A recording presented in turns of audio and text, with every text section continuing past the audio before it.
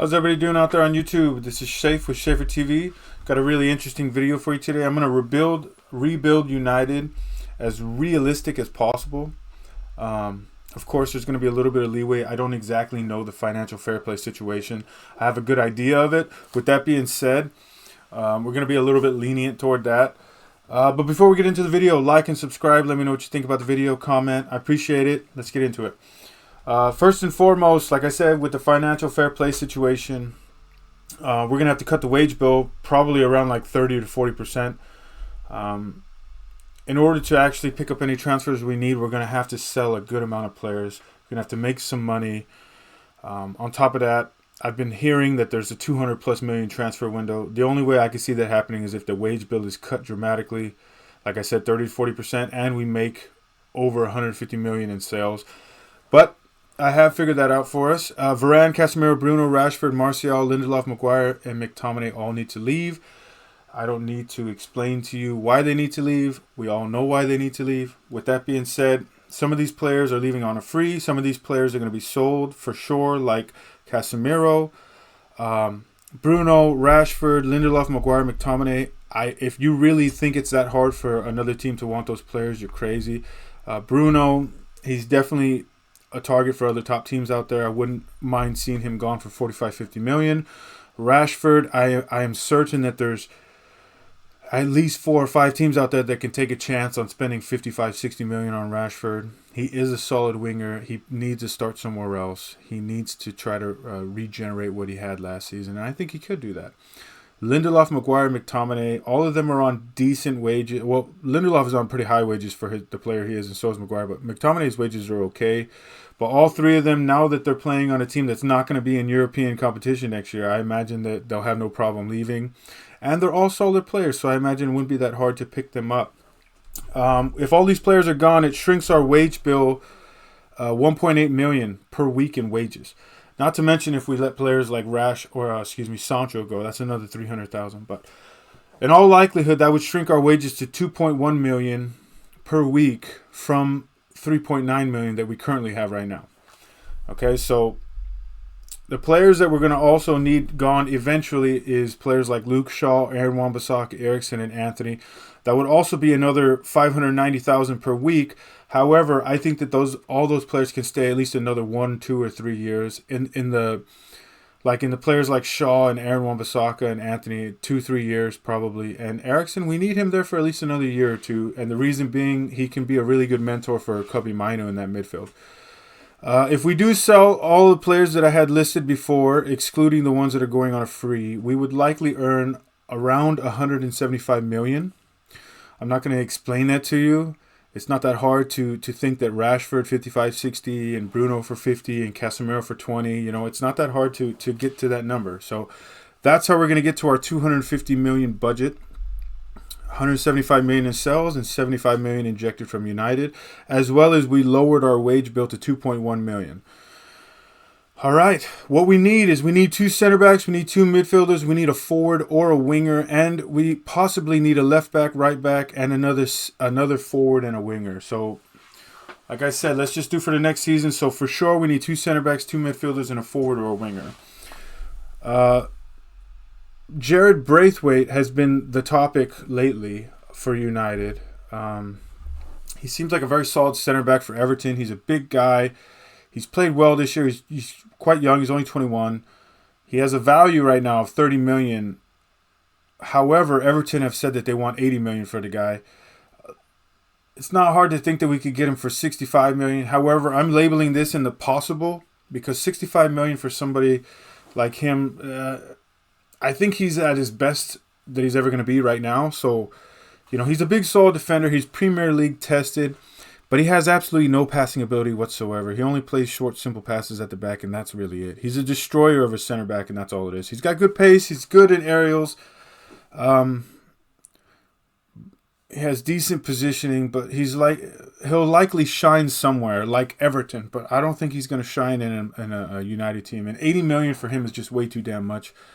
Also, he would probably likely command high wages, probably up around the 200,000 per week, and that's just That's just not in our possibility right now. He would be a solid addition, and he would help us out quite a bit, but it's just too much. That's under the possible, so I don't think that should happen. Tosin Adarabioyo, he's 26 years old. I think we absolutely should buy him. We should snake that sale from Newcastle. He could be a solid role player for 2 or 3 or 4 years for us. He has a 15 million value on transfer right now. I think we could get him for 20 million. He's tall, strong, and he's really good in the air. He's a prototypical center back. He's kind of like the molding like a Harry Maguire. We could definitely get 4 or 5 set piece goals from here per year, absolutely. But in all likelihood, he'd be a solid role player for us, and I don't think it'd be crazy if we picked him up and we could put him on a 60 or 80,000 a week. I think he'd be a solid addition for us. Now we're going to move on to Goncalo Iheanacho for Sporting. He's a left center back, and this is a buy for me, absolute no-brainer. He has a value of 40 million, but his release clause is 60 million. I believe he's only 21 years old. This is an absolute no-brainer for me, guys. He's an international. He's young. He has European competition experience in the Europa League and the Champions League. Obviously, there is some things in his game that he does need to work on. With that being said, he could rotate and learn from Lisandro Martinez for the next 2-3 years until he eventually takes that place from him. Because let's all face it, Lisandro Martinez is injury prone at this point. He's a ball-playing center back. He's a fantastic passer. He could use work on his positioning and also in the air. But he's built for the Premier League.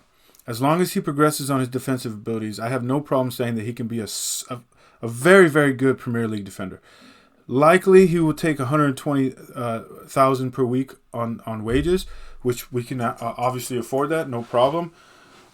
There is a small chance that there's going to be a bidding war for him. I imagine there's going to be a couple other teams out there that want him, but I think we could take it. I think if we trigger the release clause, 60 million, I think we can get him. Absolutely.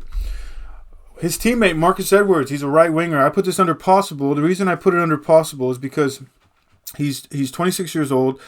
He's a very pacey winger. He's a good creator. He's like in a Raheem Sterling kind of mold, a lesser Raheem Sterling. He has a value of 25 million at the moment, and he has a release clause of 60 million. Obviously, we wouldn't pay the release clause for him. I think somewhere around like 35, 40 million is something that they would want. However, I think that money's too high. If we were able to get him for 25, 30 million, I don't think there'd be a problem in that. He is an England national. He's not an international. But he is English, I guess. He has European experience in the Europa League and the Champions League. He plays right winger and left winger. He's pacey, quick, and he's creative, and he's very hard to defend against. Like I said, in the mold of a lesser Raheem Sterling. He doesn't really have a very physical presence. However, he's always where he needs to be. Like I said, he's probably going to be worth in the 30 to 40 million. That's what they're going to want to get out of him. I imagine he's worth that much, but if we don't get a better deal than that, I don't think we should take it. I think we should move on. That's why I have under possible. I'm going to go over this next one real quickly. It's another teammate on Sporting, Victor Gyökeres, the center forward, and I put this under likely not. And the reason I put it under likely not is right now he's probably the hottest. He's probably the hottest center forward in the market right now. And the reason I say in the market is because he is definitely leaving Sporting after this season. He has a value of 55 million, but that's not what it's going to be. He has a 100 million release clause, and that's going to be triggered, absolutely. Somebody's going to purchase him. A big club's definitely going to purchase him. And the thing that really hurts the most is that United could have purchased him last year for around 20 million. All right, that's what really hurts the most. He is an international for Sweden. He's a pressing forward. He has 3 lungs. I'm quite certain of it. He has an incredible engine, good touch, great positioning. He scores anywhere around the box. He plays his teammates in. He's great in a high press system, and he has a great movement. He could be incredible in the Premier League. He is a lesser Harry Kane. That's what he really is. He's a lesser Harry Kane. He's likely going to be too expensive for United, though. 100 million on a forward is something that we probably can't afford right now. He walks into United and scores 15-plus league goals, absolutely. But like I said, I don't think he's going to. There's going to be a bidding war guaranteed. He's likely going to go to a top club. I imagine Barcelona, Bayern, Real Madrid, Arsenal are all going to be in play for him. And I think he's probably going to end up going to Arsenal. In that Arsenal system, it's not crazy for me to say that he's going to get 35 goals and assists It's not crazy. I'm telling you, he's a great player, and I'll be absolutely ecstatic for him if he comes to the Premier League next year, with us or without us. I'll be ecstatic for him. Now, the next guy I have on here is Antonio Silva, and this is a buy no-brainer. He's a right center back. His value is $45 million. He does have a release clause of $100 million. Now, absolutely, I don't think that we should pay for $100 million for him. However, if we don't get into a bidding war and we can pay $60 to $70 million for him, then I think that we should do it. He is 21 years old. He is a big guy. I don't think Benfica are going to really need the money, but if he's a solid big center back, he's young, he's got European experience, he's also got international experience. He is a conservative defender who uses his body and size for blocks and tackles. He does need to work on his air game, and he is a good passer of the ball, but he does play simple passes. He's not a very good progressor of the ball. I think he walks into the United right center back role. I think he walks in paired with Martinez or Silva.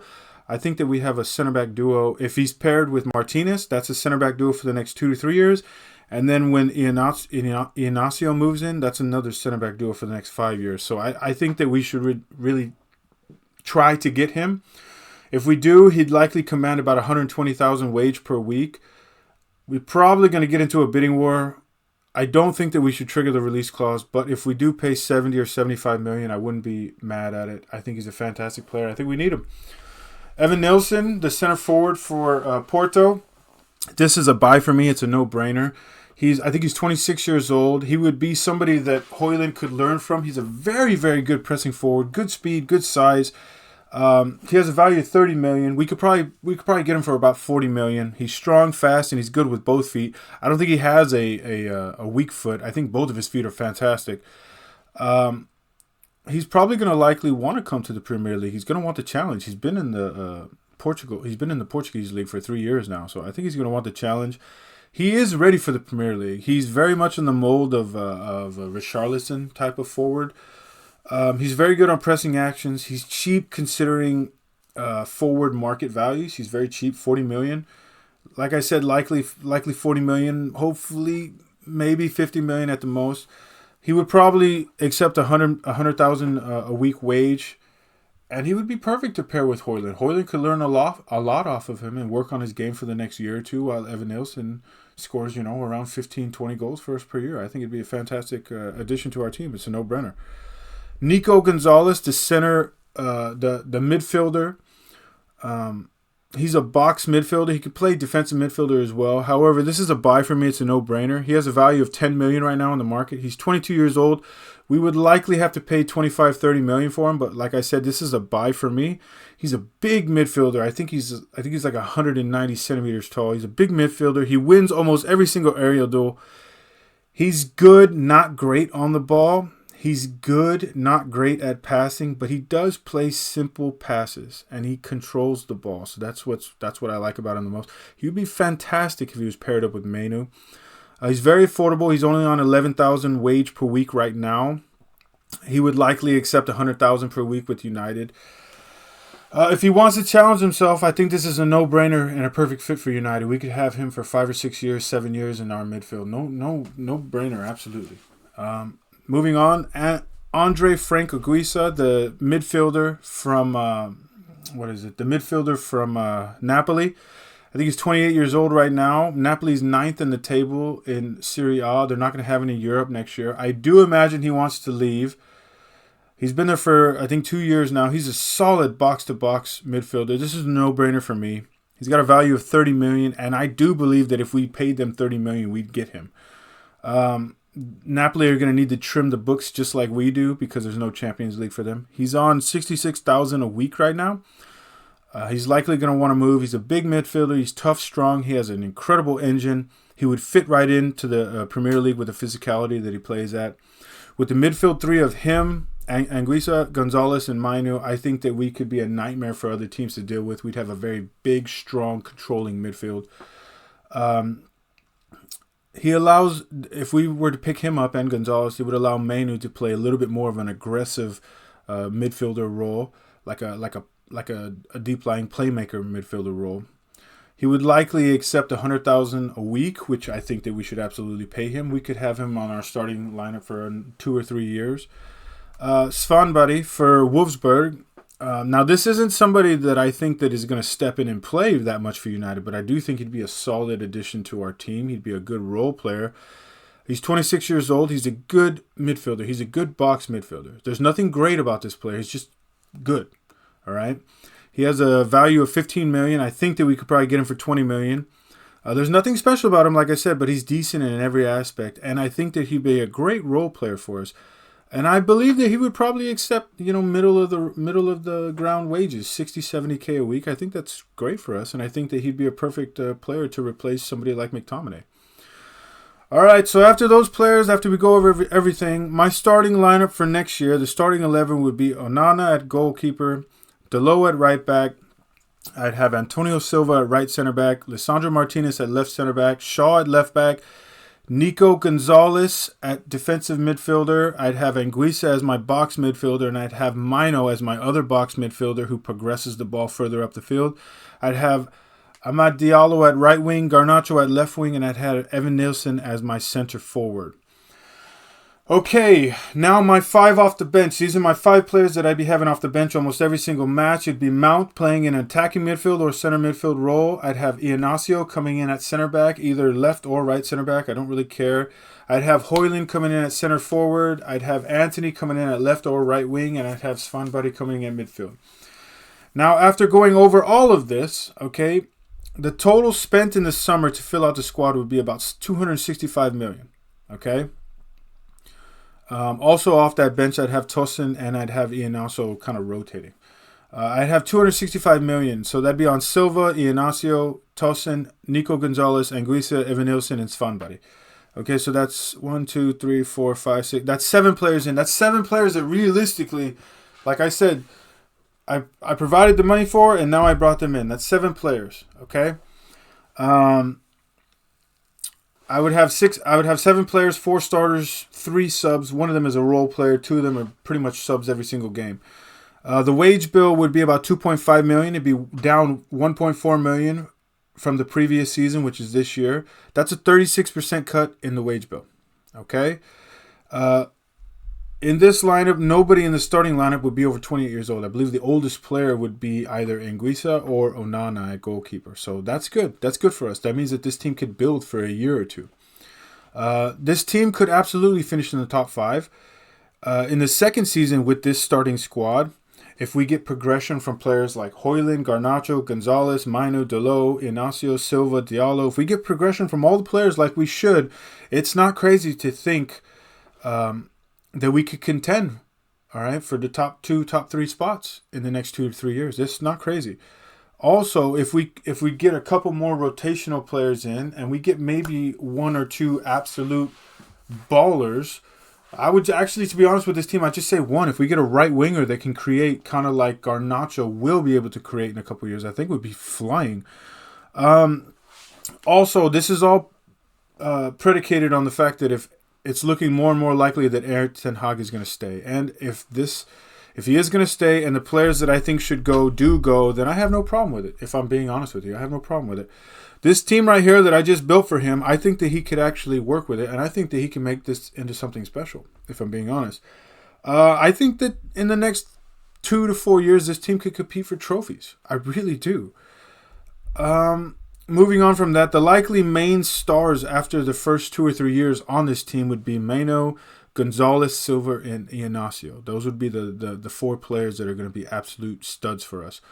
Possibly Garnacho and Højlund, if I can see more progression out of Garnacho. I do think Højlund, once Højlund hits age 25, 26, I think Højlund is going to be like a force in this league. I think he's going to be 15 goals plus in league every single year for 4 or 5 years. But I think he needs to develop for 2 or 3 years first, and that's why I brought in Evan Nilsson. I think once Højlund hits that 24, 25-year-old age, I think he's going to be perfect. Also, the role players that I have chosen for this team is Diallo, Anguissa, Dalot, Tosin, Shaw for about a year or 2, Malacio, Onana, Mount, and Svanberg. Now, all of these players, besides Shaw, can be on this team for the next 3 or 4 years. All of them. Okay, this is a team that I've built right now that I think that they could be all of them can be together for the next 3 to 5 years easily. All right. Now again, you know, I don't have any role in United, but if I did, this is how I'd build him. This is the team with how Erik ten Hag, with what I see him putting out there and the structure and the tactics that he's playing, I think that this team would be suited to do something very, very well for him. I think next year they'd be competing for top 5. I think the following year they'd be competing for top 3. And I think in the 3rd or 4th year they could really make a run at league. And I think that we could probably be starting to win some trophies in the 3rd or 4th year. But that's just what I think. You guys let me know. Leave a comment. I appreciate you guys watching the video a little bit longer. I tried to get it as fast as I could, but you know how it goes. Thanks again, guys, for watching. I'll see you guys on the next one.